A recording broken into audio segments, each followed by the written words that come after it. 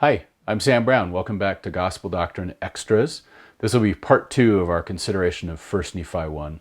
In part 1, we thought about an overview for the entire book, and we situated it in the experience of Sarah and Lehi in exile. Today, I think I would like to talk to you about the book in verse 11. Now, this book has occasioned some controversy, and there's some debate about what it is, but I'll tell you in advance as a little bit of a spoiler that I'm pretty sure it's a Bible.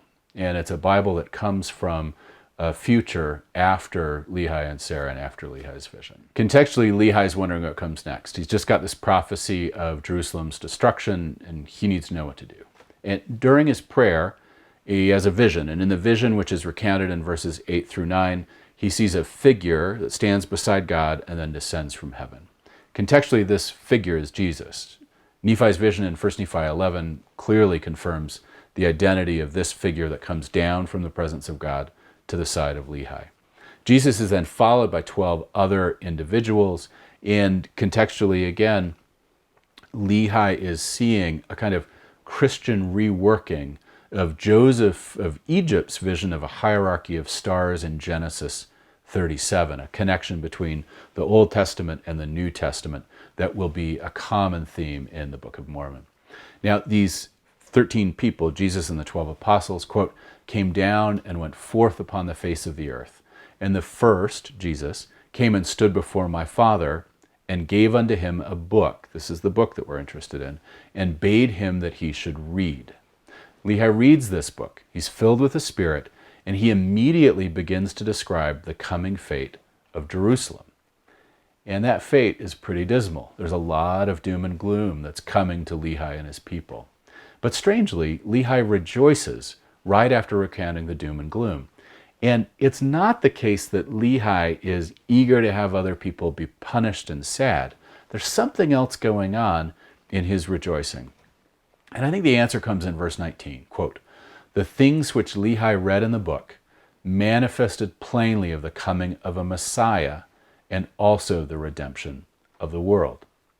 When Nephi returns to Lehi's vision with his own angelic guide in chapter 11, we see again that this book is telling the story of Jesus, the Messiah, the story of the New Testament. Now, my argument that this book, the book of 1 Nephi chapter 1, verse 11, is a Bible from the future is possibly controversial. I made the argument in a collected volume called Americanist Approaches to the Book of Mormon, out from Oxford, maybe 2019. But I'm aware that other people have made other arguments for the book. Some have suggested that it is the book of life on one hand, or that it is a book of prophecy, contextually an important image in the ancient Near East. But I'm pretty convinced that this is in fact a Bible from the future. And I have 4 main lines of evidence. The first is that it's the key figures of the New Testament who bring the book. It's Jesus and the 12 apostles bringing the book. And what's their book? Their book is the New Testament. So why would they be bringing another book than the one that's most intimately associated with them, particularly when it appears that the content of the book is what's coming up in the Bible, both Old and New Testaments? And that's the second line of evidence. When you actually hear what Lehi and Nephi say when they encounter the book, it sounds an awful lot like they're reading the Bible on a fast-forward setting. They're seeing what is yet to come. Third is related, and that's when Nephi returns to this topic in 1 Nephi 11. He has his vision of Lehi's vision. It's very clear, crystal clear, that the contents of what he's seeing and reading are in fact the New Testament, just as they were for Lehi. And the fourth, I think, is the most important, and that's that understanding this book as a Bible from the future fits perfectly with Book of Mormon ideas about the nature of time. And that is one of the key contributions of the Book of Mormon to broader Christian theology. A friend of mine, Jared Hickman, is a very careful and bright scholar of English literature at Hopkins, and he's made the argument quite memorably that the Book of Mormon is, quote, a wormhole right from the get-go. And wormholes are these kind of vaguely sci-fi things that supposedly you can take a spaceship through from the beginning of it at one time and end up at the end of it at some time in the remote past. It's a kind of scientific sounding way of talking about time travel. But fundamentally what we're concerned about is something like a time machine, like Doctor Who's TARDIS, something that allows you to move from one time to a prior time or potentially to a later time. And the reason that it matters that Scripture functions as a time machine is that the fundamental quest of the restoration and of restoration Scripture is to unite people across boundaries of time and space.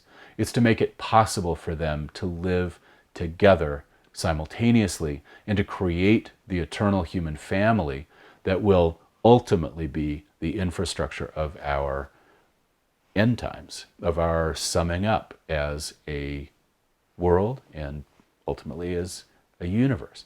And I think it's very important that the Book of Mormon, in its very first chapter, is showing that it wants the Bible to be in the Book of Mormon in utter defiance of the usual constraints of time and space.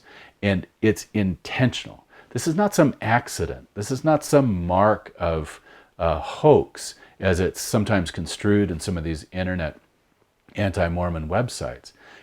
It's the basic theology of Scripture in the Book of Mormon, that books of Scripture are not designed to be locked in a given time. Instead, they're meant to function as portals that connect people to those who have come before and those who have come after.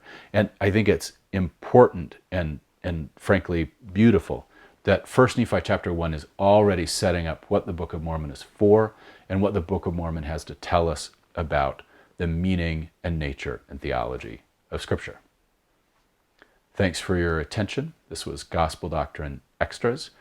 When we return in the next episode, we'll be looking carefully at Isaiah 29 and the ways that Nephi rereads that very influential prophecy of a sealed book in the end times in 2 Nephi chapters 26 and 27. Thank you.